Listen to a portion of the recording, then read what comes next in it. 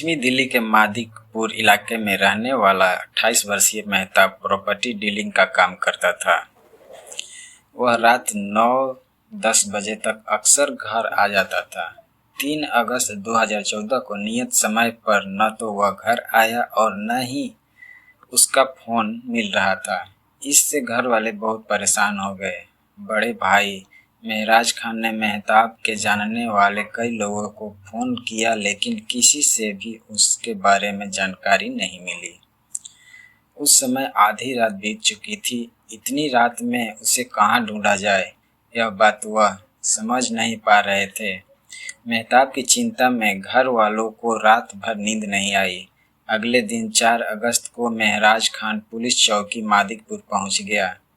चौकी इंचार्ज पवन कुमार दहिया को छोटे भाई के गायब होने की बात बताकर उसकी गुमशुदगी लिखा दी। मेहताब की गुमशुदगी दर्ज कराने के बाद चौकी इंचार्ज पवन कुमार दहिया ने इसकी जांच हेड कांस्टेबल सतीश कुमार को करने के निर्देश दिए। सतीश कुमार ने सबसे पहले मेहताब का हुलिया बताते हुए गुमशुदगी की सूचना दिल्ली के समस्त थानों में वायरलेस द्वारा प्रसारित करा दी। इसके बाद उन्होंने आसपास के इलाकों और अस्पतालों में भी संपर्क कर यह जानने की कोशिश की कि करीब 28 साल का कोई दुर्घटना का शिकार व्यक्ति दाखिल तो नहीं हुआ है। उन्होंने मेहताब के घर वालों से भी बात की और पूछा कि मेहताब का किसी से कोई लड़ाई झगड़ा तो नहीं चल रहा। घर वालों ने पुलिस को बता दिया कि उसकी किसी से कोई दुश्मनी नहीं थी। पुलिस अपने तरीके से मेहताब की तलाशती रही। उसे गायब हुए महीना से ज़्यादा बीत चुका था, लेकिन उसका कहीं पता नहीं चला। मेहताब के घर वाले पुलिस पर अंगूठी उठाने लगे।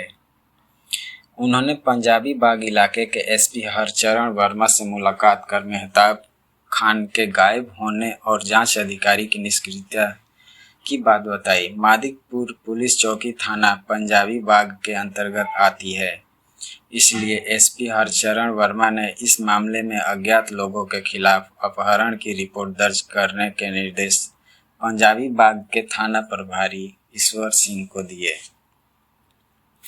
मेहराज की शिकायत पर 12 सितंबर 2014 को पंजाबी बाग थाने में अज्ञात लोगों के खिलाफ धांधली की धारा 365 के तहत मुकदमा दर्ज कर लिया गया और जांच एसआई अनूप कुमार को सौंप दी गई।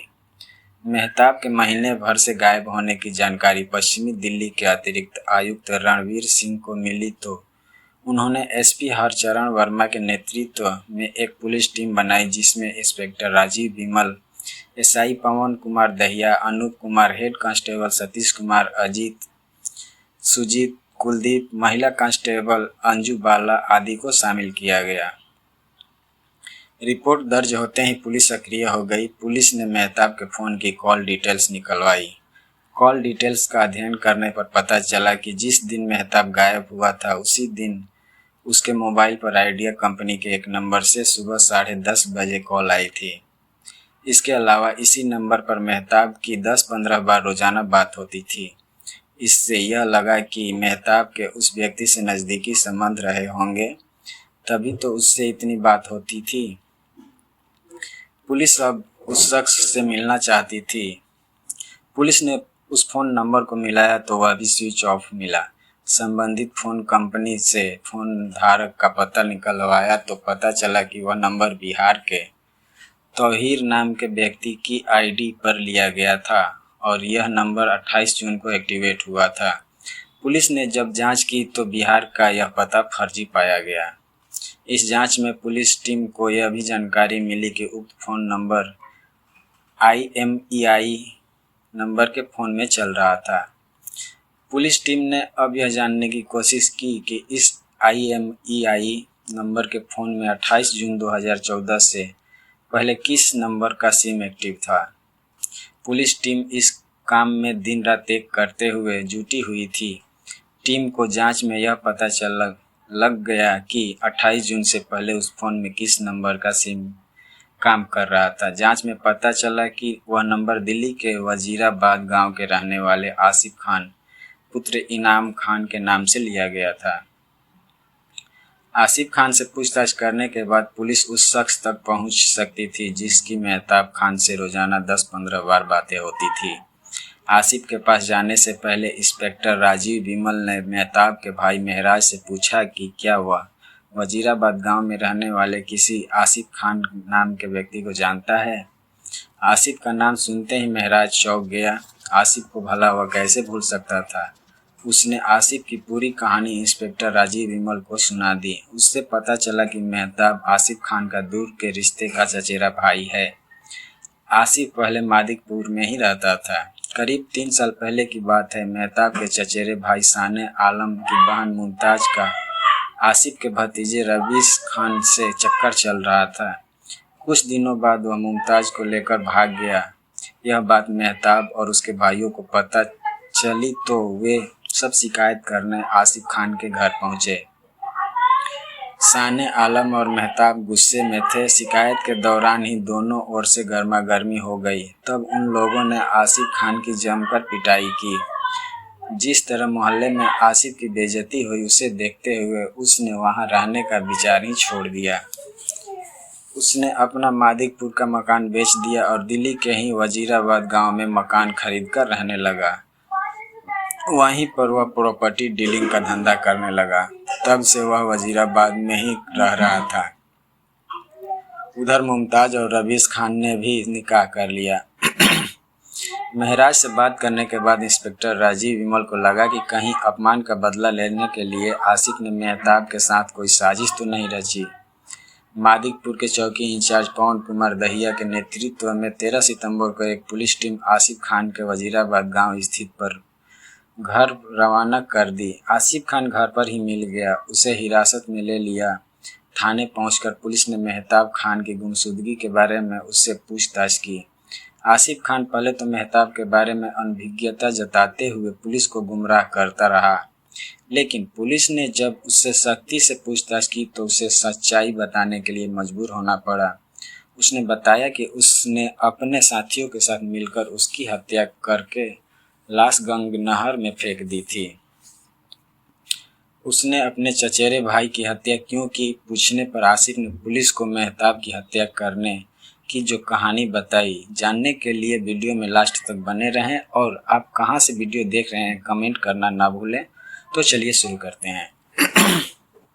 सन 2011 में आसिफ का भतीजा रवीश खान जब मेहताब की चचेरी बहन मुमताज को भगा कर ले गया तो मेहताब और उसके भाइयों ने आसिफ खान की जमकर पिटाई की थी। उस समय मोहल्ले के ही तमाम तमाशबीन उसके घर के सामने खड़े थे। आसिफ खान की प्रॉपर्टी डीलिंग उसकी भी क्षेत्र में अच्छी जान पहचान और इज्जत थी। मोहल्ले वालों के सामने पिटाई होने पर वह खुद को अपमानित महसूस कर रहा था।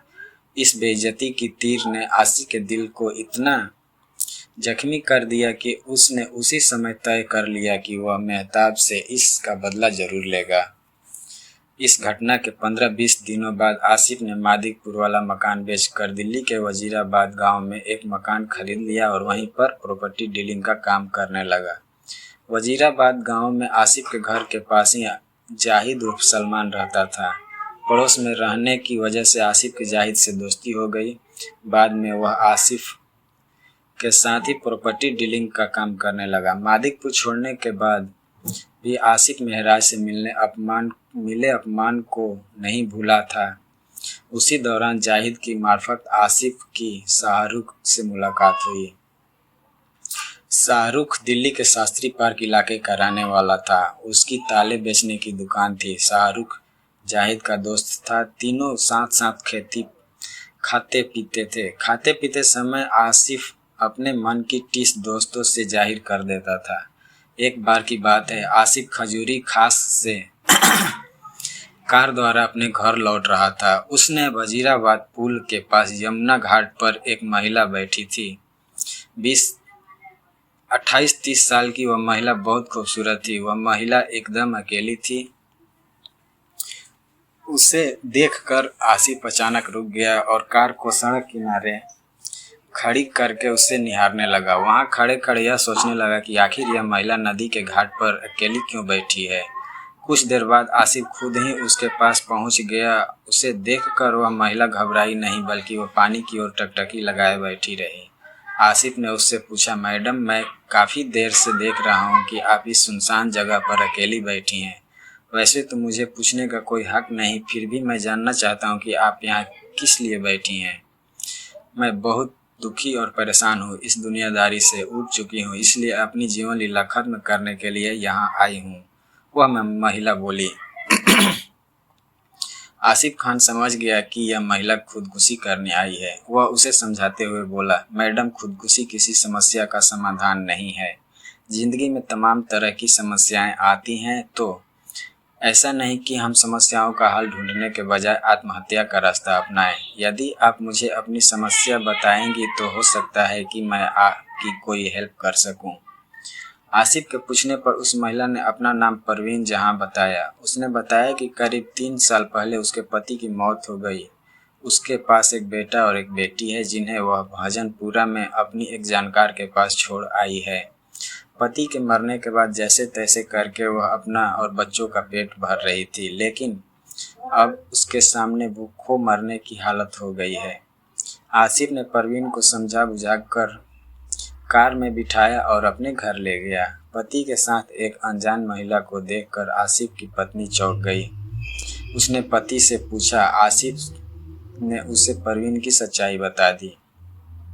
सबसे पहले आसिफ ने परवीन को खाना खिलाया और बाद में उसे भजनपुरा छोड़ आया।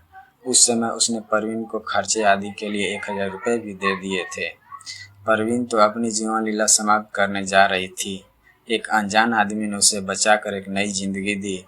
आसिफ की इस दरिया दिली की वह तहे दिल से शुक्रगुजार थी। आसिफ की परवीन जहाँ से हमदर्दी तो थी ही, इसके अलावा वह उसकी खूबसूरती पर फिदा भी हो गया था, इसलिए वह उससे नज़दीकी बनाना चाहता था। आसिफ को परवीन के ठिकाने का पता लग चुका था, इसलिए वह समय निकालकर उससे मुलाकात करने लगा। उधर परवीन भी बेसहारा थी। उसका झुकाव भी आसिफ की तरफ बढ़ता गया। नतीजन दोनों के बीच शारीरिक संबंध बन गए। वह परवीन को आर्थिक सहयोग करता रहा। भजनपुरा वाले कमरे पर आसिफ परवीन से चोरी छिपे ही मिल पाता था। वह अब ऐसा ठिकाना ढूंढने लगा जहां उसे उससे मिलने में असुविधा न हो। यही सोचकर आसिफ ने परवीन को शास्त्री पार्क की गली नंबर 2 में एक कमरा किराए पर दिलवा दिया, जहां पर वह अपने दोनों बच्चों के साथ रहने लगी। कमरे का किराया और परवीन के घर का खर्चा आसिफ ही उठाता था। शास्त्री पार्क के कमरे में आसिफ और परवीन की रास लीला बिना किसी के डर से चलती रही। आसिफ खान को मादिकपुर से वजीराबाद आए हुए 3 साल बीत चुके थे, लेकिन मेहताब और उसके भाइयों द्वारा की गई पिटाई को वह भूला नहीं था।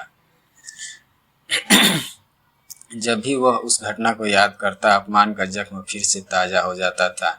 मादिकपुर उसके यहाँ से काफ़ी दूर था। अब वह कोई ऐसा जरिया ढूंढने लगा जिससे मेहताब उसकी मन मुताबिक जगह पर आ जाए, जहां वह उसे अच्छी तरह से सबक सिखा सके। इस काम के लिए उसे परवीन जहां ही सही लगी। उसे विश्वास था कि परवीन उसके बताए किसी काम को करने से मना नहीं करेगी।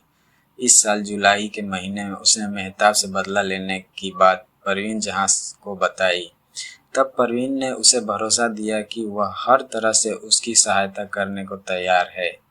परवीन की बात सुनकर आसिफ ने एक योजना बनाई। योजना के अनुसार उसने बिहार के तौहीर नाम के व्यक्ति के नाम से बने फर्जी वोटर आईडी से आइडिया कंपनी का सिम कार्ड ले लिया। वह कार्ड अपने मोबाइल फ़ोन में डालकर परवीन को दे दिया।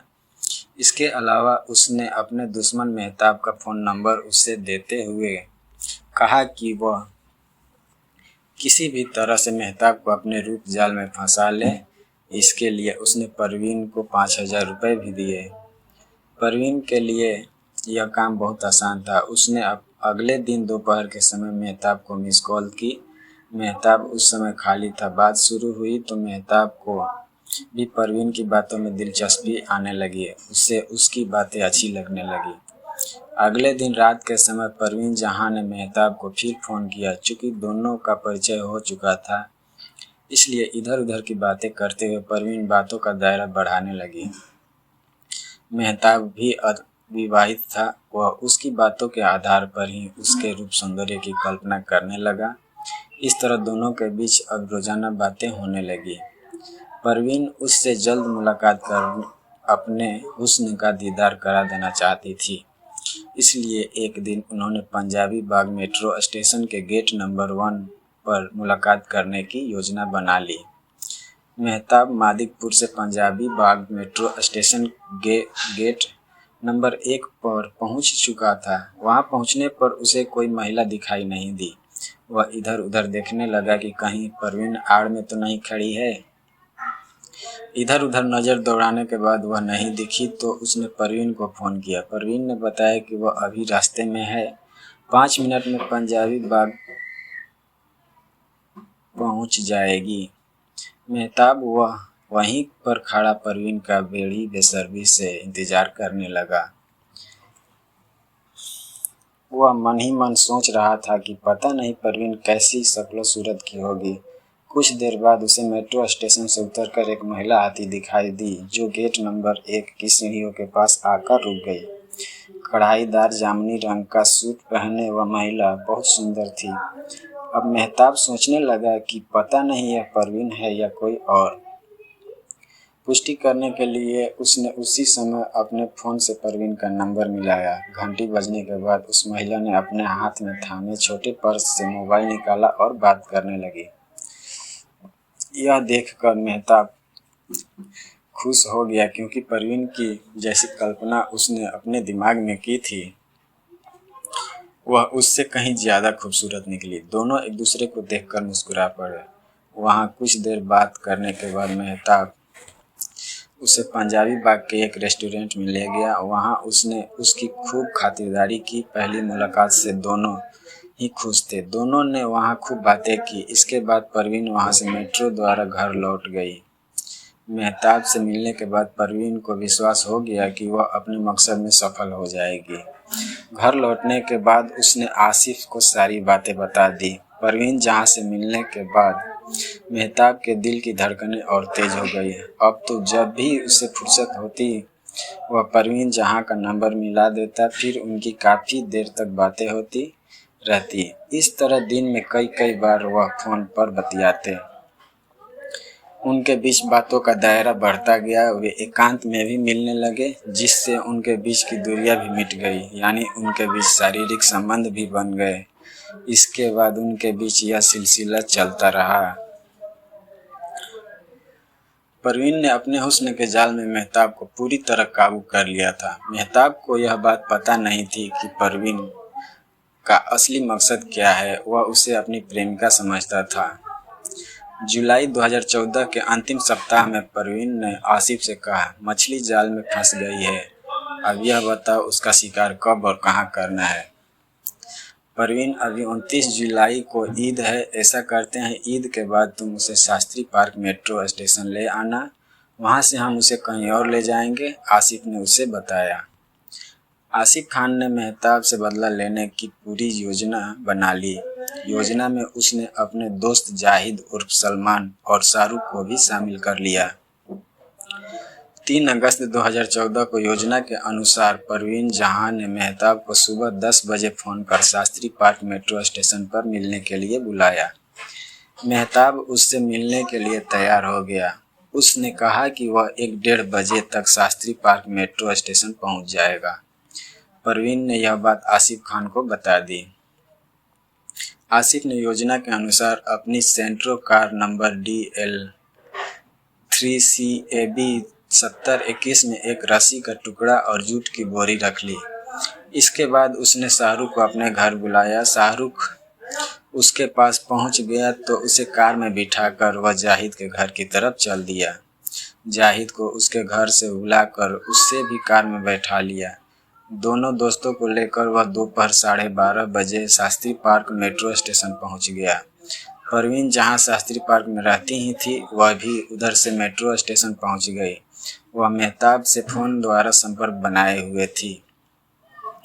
करीब 1:30 बजे Mehtab Shastri Park metro station पहुंचा। परवीन भी मेट्रो स्टेशन पहुंच गई। वह मेहताब से बातें करते हुए स्टेशन से नीचे उतरकर आसिफ की कार के पास ले आई।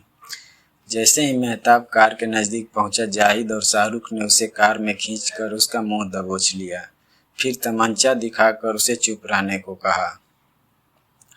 आसिफ ने तुरंत कार चला दी। इससे पहले उसने परवीन का मोबाइल अपने पास रख लिया था। वह तेज गति से कार चलाता हुआ मेरठ की तरफ निकल गया। रास्ते में शाहरुख और जाहिद ने मेहताब की बहुत पिटाई की। मेरठ से निकलते ही आसिफ पिछली सीट पर आ गया और जाहिद कार चलाने लगा। आसिफ के दिल में बदले की चिंगारी सुलग रही थी। उसने अपने हाथों से मेहताब की पिटाई करनी शुरू कर दी। मेहताब के शरीर पर तमाम गंभीर चोटें आई थीं, जिससे उसे बहुत दर्द हो रहा था। दर्द उसकी सहन शक्ति से बाहर हो गया था तो उसने चिल्लाना शुरू कर दिया। उसी दौरान आसिफ ने कार में रखे रस्सी के टुकड़े से उसका गला घोंट दिया। मेहताब की हत्या करने के बाद उन्होंने उसकी लाश कार में पहले से रखी जूट की बोरी में डाल दी और जिस रस्सी से गला घोंटा था उससे बोरी का मुंह बांध दिया। उन्होंने खतौली के पास से गुजर रही गंग नहर में वह बोरी डाल दी। वहीं पर उन्होंने मेहताब और परवीन के मोबाइल फ़ोन भी फेंक दिए। लाश ठिकाने लगाकर वे सभी अपने घर लौट आए। मेहताब से पूछताछ करने के बाद पुलिस ने 13 सितंबर को ही उसके साथियों जाहिद उर्फ सलमान, शाहरुख और परवीन जहां को भी गिरफ्तार कर लिया। सभी अभियुक्तों से पूछताछ करने के बाद पुलिस ने 14 सितंबर को उन्हें 30 हजारी न्यायालय में पेश कर उनका 3 दिनों का पुलिस रिमांड लिया। रिमांड अवधि में पुलिस उन्हें खतौली ले गई और गोताखोरों के माध्यम से मेहताब की लाश ढूंढनी शुरू कर दी। कई किलोमीटर तक गोताखोर उसकी लाश ढूंढते रहे लेकिन लाश नहीं मिली। 16